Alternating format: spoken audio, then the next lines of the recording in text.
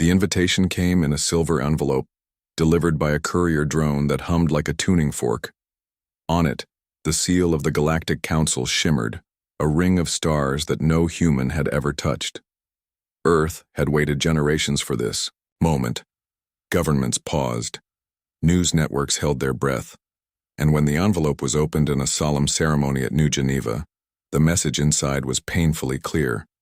Observer status granted. No diplomatic rights, no access to governance systems, advisory presence only. The headlines were celebratory at first. Earth joins galactic community. But beneath the surface, a bitter truth festered. Humanity had been invited to sit at the back of the room, not speak at the table. Their ships were slow. Their minds, the Council said, were not yet optimized for interspecies logic. Their emotional variability made them unstable contributors to high-level decision matrices. In the cold corridors of the Ascari Dominion, laughter echoed like chimes in a cavern. The Ascari were one of the oldest species still active in galactic politics, tall, crystalline beings whose minds operated in symphonic logic patterns. Their strongholds floated like dark stars across trade routes and data chains. They had no empathy for the soft, the new, or the hopeful. Earth's invitation, they claimed, was charity. Perhaps they'll provide entertainment, one Ascari delegate said with a flick of its fractal limbs during an open session. Their music has rhythm. The council chamber had laughed, not maliciously, just dismissively, but Earth listened. And humanity learned. They watched, they documented. Not just the speeches or the protocols, but the silences. Who leaned forward during disputes? Who changed color under pressure? Who adjusted their gravity field to dominate a room? These were things no computer cataloged, but humans did, quietly, patiently. In a dim office aboard Luna Station, a man named Rael Juno sipped cold tea and highlighted a phrase in the official transcript: "Data sovereignty shall be enforced at the discretion of the controlling power." He smiled without humor. "So that's the game," he whispered. Rael had once been a cultural strategist, then an analyst, and now, officially, a translator. Unofficially, he'd become very good at listening between the lines. And what he heard in the Galactic Council wasn't peace, it was fear, dressed in diplomacy, control draped in procedure. They thought Earth was weak because humanity still argued, still cried, still told stories that didn't always end cleanly. But Rael saw the pattern forming beneath it all, a flaw in the balance of power, hidden in arrogance and repetition. And he began to think, what if the greatest strength wasn't force, but the refusal to play by expected rules? What if weakness was just what came before surprise? 3 months after Earth's quiet acceptance into observer status, the galaxy blinked. It began with flickers. Trade reports vanished mid-upload. Long-range diplomatic messages echoed back with corruption errors. Navigational updates from the outer colonies failed to transmit. Then the truth emerged. The Astron relay was down. The relay wasn't just a network, it was the network. An ancient system of quantum-linked data cores embedded in the galactic fabric. It predated even the Ascari. For centuries, it had served as the central nervous system of civilization. Diplomacy, economics, science, all flowed through its crystalline veins. And now, silence. The Council scrambled to respond, but none of their protocols applied to the unthinkable. On the third day, the Ascari Dominion claimed responsibility, not in shame but with pride. They hadn't destroyed the relay, they had reclaimed it, for stabilization and security purposes, they said. This action is temporary, the Dominion announced, their voice layered with multi-tonal harmony. Until the flow of unreliable data and primitive code is resolved, the Astron relay will remain under guided stewardship. Everyone knew what that meant. The Dominion now owned the galaxy's data. Council representatives buzzed with carefully phrased outrage. Dozens of species filed formal objections, but no action was taken. No one wanted to provoke the Ascari, not over data, even if that data was the lifeblood of everything. But Earth. Earth couldn't afford to stay quiet. The relay outage hit, humans harder than most. As the newest species to join the galactic community, humanity relied on open data access to build its technology, translate alien languages, and distribute resources. With the relay blocked, thousands of Earth's ongoing projects, medical simulations, atmospheric calibrations, peacekeeping missions, were frozen in place. Still, Earth's delegation remained silent. Publicly. Privately, Rael Juno stared at a rendered image of the Astron relay rotating slowly above his desk. It was beautiful in its complexity, an ancient lattice of light and latticework glowing with decaying code. The Ascari hadn't just seized it, they had claimed guardianship over something they no longer understood. Rael pulled up Archived. Network traces digging deeper into the logic that powered the system. Lines of ancient code flickered across his screen, fractal commands and recursive glyphs. Most analysts dismissed it as obsolete data. But Rael saw something else. An echo. Patterns within patterns. Something alive. That night, he sent a secure message to a group of off-grid collaborators back on Earth. No titles, no official funding, just thinkers, makers, problem solvers. The message was simple. We're not going to break it, we're going to talk to it. The others didn't need context. They knew exactly what he meant. The game had begun, not with war, but with understanding. The team didn't meet in a conference room. There were no military uniforms, no mission briefings under dramatic lighting. Instead, they connected through encrypted burst transmissions scattered across Earth and its orbiting stations, artists, coders, sociologists, pattern theorists. People used to asking strange questions and following stranger ideas. Rael called them the quiet core, not out of secrecy, but because they didn't raise their voices. They didn't need to. They were the kind of minds that moved mountains by whispering to the wind. Among them was Micah Tran, a kinetic sculptor whose work once made an Elvari diplomat weep. Jonas Cade, a neurosemanticist who taught AI to dream in metaphors. Elena Bird, a linguist who believed ancient codes were closer to music than language. None of them were soldiers. All of them had one thing in common.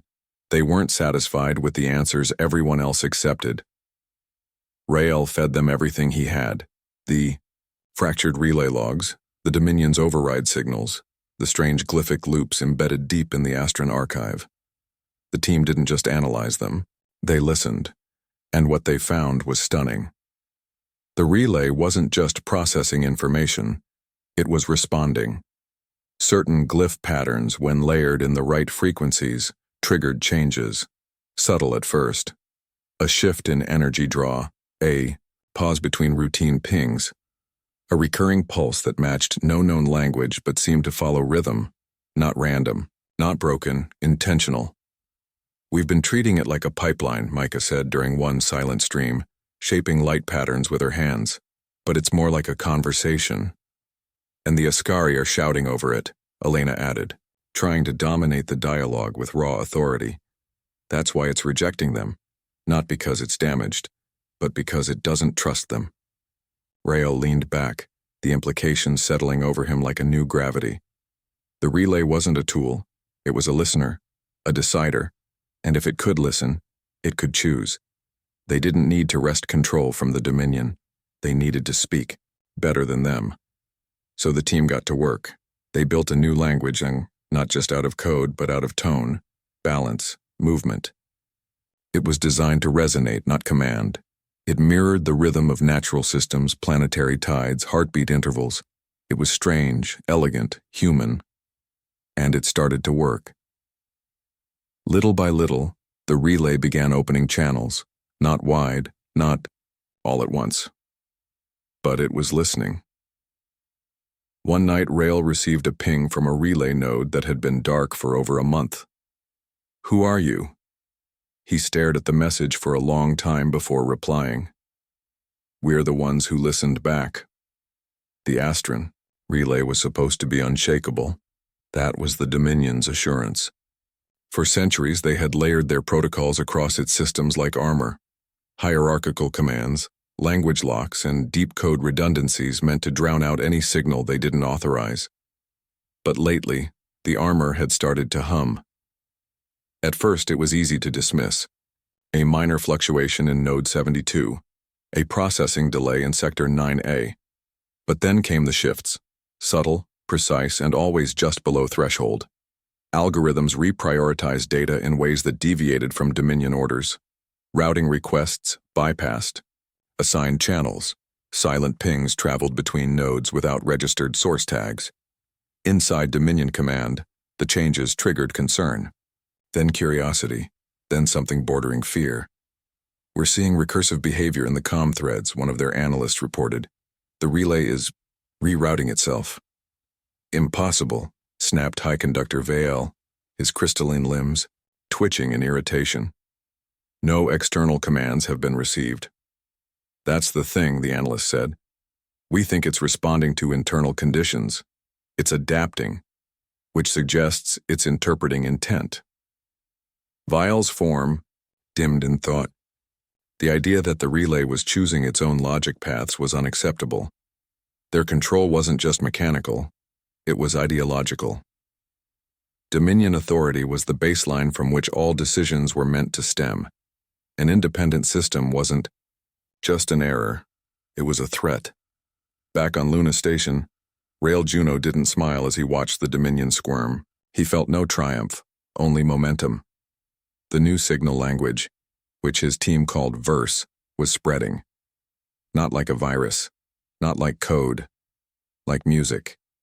It moved node to node, echoing in patterns the relay had always carried but never understood, until now.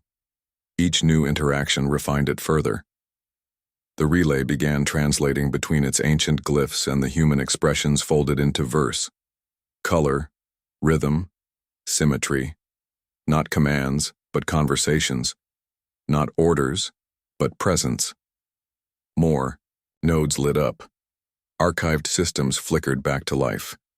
Ancient data lines, unused for centuries, began pulsing with a new rhythm.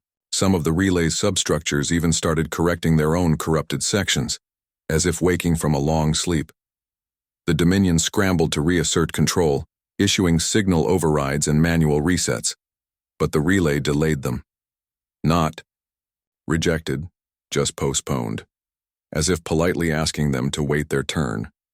In response, the Ascari launched internal diagnostics, tracing the shifts. But the deeper they looked, the stranger it got. The relay's core systems were evolving, rewriting their own logic paths in ways that resembled art more than engineering. They couldn't find the source, and that terrified them. Because what they didn't know, what Rail knew, was that humanity hadn't breached their stronghold, they'd earned its trust. It began with a sound, not an alarm, not a warning, a note. Across thousands of systems, relay terminals let out a soft, harmonic chime. Not programmed, not ordered, just heard. It came from the relay's core and rippled outward, a single, sustained frequency that wasn't on any official Dominion channel. Some systems ignored it, some logged it as an anomaly. But others, the ones listening, heard something different. Invitation. The Ascari Dominion was the first to notice the consequences. Entire regions of their data grid stopped responding to override requests. Signal channels they had monopolized. For decades rerouted themselves along ancient forgotten paths. Dominion-only archives began syncing with public records, not erased, not destroyed, just shared. One Ascari technician described it as losing control of a shadow. Their code still existed, their commands were still valid, but the system no longer cared. In Luna Station's quiet war room, Rail Juno stood before a slow-spinning hologram of the relay's architecture. Pulses moved through it like breath, steady, deliberate, complex. "It's not just interpreting verse anymore," Elena Bird said, her voice full of awe. "It's speaking it back." Indeed, the relay had begun forming responses. Not just acknowledgments or confirmations, but statements, entirely new glyph structures that carried intent. Some were translated by Micah's symmetry mapping tools. Others emerged as color shifts, as harmonics layered into communication bursts. The relay was no longer dormant. It was awake, not as a machine but as a presence, shaped by the very language the humans had offered. Jonas Cade, who once taught machines to dream, said quietly, "It's choosing how to express itself, like it's remembering who it was before all this control." The implications were clear. The relay had never been a passive tool. The Dominion had mistaken its silence for obedience, its complexity for a need to be ruled. But now, with verse as its bridge, the relay had found its voice, and it wasn't speaking in Dominion dialects. Council stations began receiving data packets that hadn't passed through Ascari filters.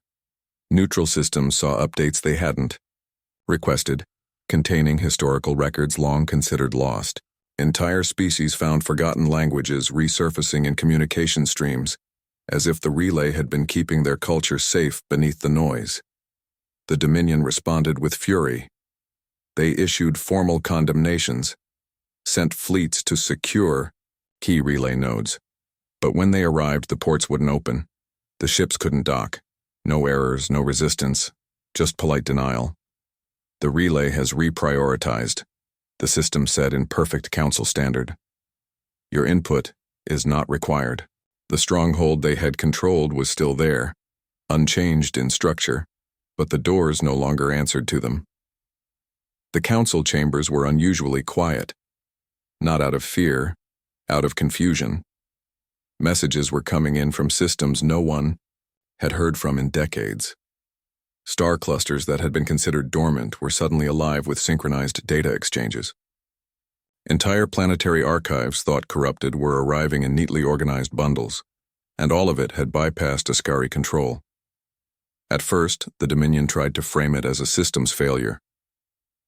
Residual leakage, they called it. Misrouted traffic. But as days passed, it became harder to pretend. The truth pulsed like a signal beneath every transmission. The galaxy was still running. Only now it ran without them. In a quiet transmission to Dominion Command, one of their internal auditors phrased it perfectly. "We're still shouting. The galaxy just isn't listening anymore." Rail Juno watched it all unfold from a garden dome on Luna Station. Around him, ferns shimmered in artificial starlight, and low-gravity mist clung to the glass. It was the first moment in weeks he hadn't spent immersed in data patterns. Was this the goal? Micah Tran asked, seated nearby, sketching waveforms into a notebook with graceful sweeps of her stylus. To take their power away? Rail shook his head. "We didn't take anything. We just gave the relay something to respond to." The truth was even simpler. The Ascari had relied on domination, elegant, controlled, unyielding, but they had never considered that trust could become infrastructure, that curiosity could become influence, that respect could spread faster than fear. As the relay found its rhythm, others began to imitate the pattern. Small planetary systems began experimenting with verse, not out of strategy but playfulness. A farming colony on the edge of the Syra Belt sent a broadcast composed entirely of weather data turned into melody. A school on Ilon 3 encoded its curriculum into a resonant loop that taught relay nodes how children learned. The relay listened to them all. It was no longer just a tool or even a system. It had become a space, a place where intent shaped connection, where clarity was more powerful than command. And in that space, humanity thrived. The Ascari, for all their brilliance, couldn't adapt. Their communication was too structured, their logic too strict. They tried to imitate verse, but always with an edge of control, an insistence to be obeyed. The relay didn't reject them, it just ignored them. And the Dominion, once the voice that defined the galaxy's center, found itself speaking into silence. Meanwhile, the Council took notice. Not because Earth demanded attention, but because the system itself now listened when humanity spoke. The strongest seat at the table was no longer claimed. It was earned. The shift didn't happen overnight. It wasn't some grand conquest, but rather a subtle transformation, like the soft but persistent tide reshaping the shore. Rael Juno stood in the council chamber for the first time since the relay had awakened. Around him, representatives from a dozen species argued, debated, and discussed. The same species who had once scoffed at humanity's place among the stars now watched them closely.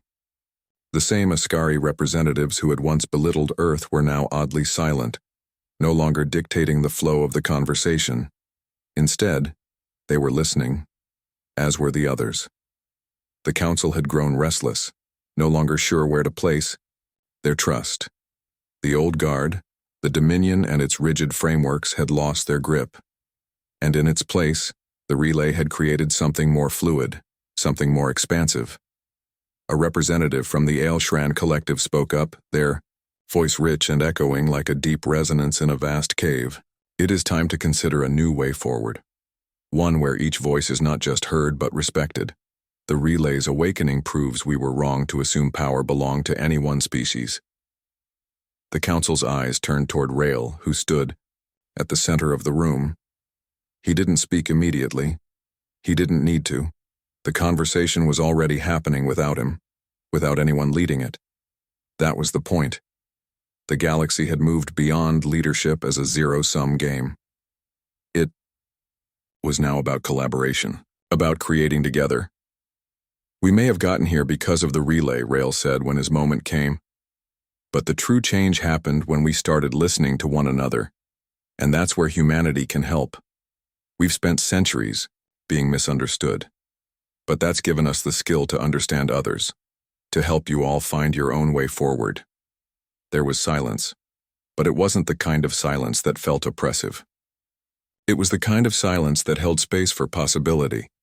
We, Rael continued, have learned how to open doors without kicking them in, to bridge gaps without forcing them. The future isn't about dominating the galaxy. It's about how we create it together. A ripple of agreement moved through the room. It wasn't unanimous, but it was real. The Ascari delegate Vale spoke up, not with his usual force, but with a measured tone that was curious. You suggest that the future should not belong to those who command, but to those who contribute. Rael nodded, his eyes steady. Exactly. Everyone has something to give. The relay was only the beginning. The true strength of the galaxy lies in what we all create. Together. The room fell into thoughtful murmurs. The galaxy was no longer divided by who held the reins, but by who could listen and build. The future wasn't about the fall of a stronghold. It was about the rise of something better. The council chamber had never felt so alive. The debates, once filled with posturing and control, had shifted to something far more collaborative. Instead of arguments, there were ideas. Ideas that built upon one another, like a grand symphony of voices from every corner of the galaxy. Humanity, once a newcomer, now stood at the center of a blossoming network. Not because of brute force or manipulation, but because their presence had redefined what it meant to lead, not by domination, but by nurturing the capacity of others to shape their own destinies. On the far side of the room, the Ascari delegate, Vile, sat with his head bowed. It wasn't defeat that held him silent, but the weight of something unfamiliar, respect. He had always relied on power and the certainty of control, but now he recognized the strength in listening, in humility, in knowing that no one species could carry the galaxy alone.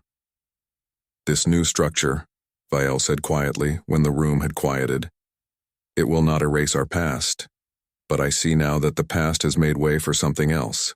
The relay, the data flow, it is no longer about us. It is about all of us. Rael Juno, who had once stood as an outsider, smiled as he watched the room respond. They weren't just agreeing with him. They were agreeing with the possibility he had inspired. The relay had acted as a mirror, reflecting the very essence of what it meant to be part of a greater whole. We'll set up a network, Rael said, his voice calm and steady. A network of ideas, contributions, and shared growth. Humanity doesn't claim the center. We are simply here to help the pieces come together. The ripple effect continued to grow. Over the following months, Planets that had once been isolated or stagnant began to awaken. The data flows between species became less about governance and more about exchange. Technologies that had been hoarded in secret vaults now flowed freely, as species shared their unique advancements and their creative potential.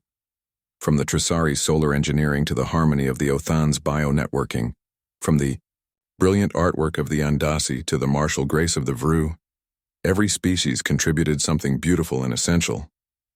It was not a system of leadership but one of partnership. And humanity? Humanity found its place as the mediator, not a ruler but a guide, a creator of spaces where others could thrive. They helped bridge cultures, helped share knowledge, and helped turn differences into strengths. They had shown that the galaxy's true strength was not in the control of information or the power over systems, but in the freedom to co-create together. As Rael stood on the observation deck of Luna Station, watching the stars twinkle beyond, he felt something stirred deep within him. The galaxy was no longer a fractured place. It was a living, breathing network, an ever-growing tapestry of voices and ideas. Humanity had sparked the flame, but the galaxy had become its own fire.